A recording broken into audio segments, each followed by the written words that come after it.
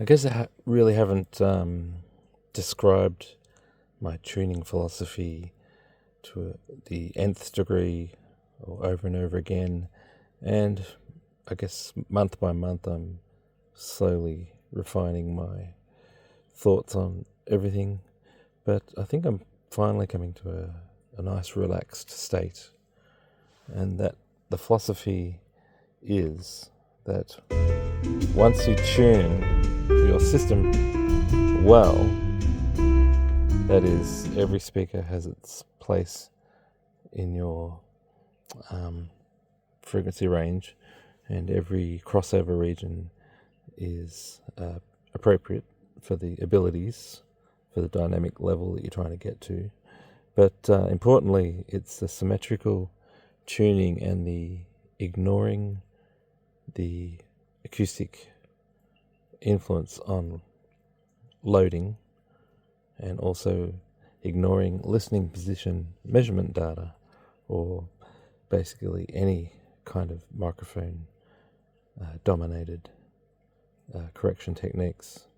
But having said that, I use a microphone to make sure my theoretical system is performing 80, 90, hopefully more percent to what the speaker I want it to do is doing, and that's using near field microphone average moving method. So I'll measure about an inch or so away from each driver, and I will combine the sum of the left and the right, and then I will correct to fit the theoretical crossover point for that. Now, what that does, once I say I ignore the cabin, well, I do ignore the cabin.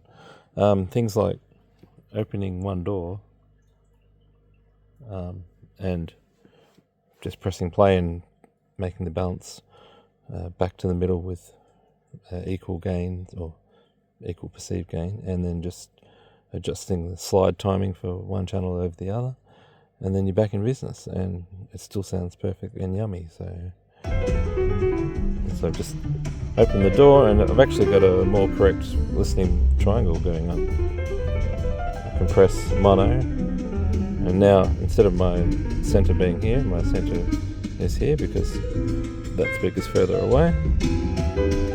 And then I go to my time slip and just slip, so this is like less than 0.1 of a millisecond, until it's the most furthest away from me and the most center. I could sit here for hours with that door open or that door open. I could sit in the back seat, and as long as the timing's right for me, I'm fine. So that's a little bit on my current state of tuning philosophy, and that's with zero left-right difference EQing, but perfect dead centers.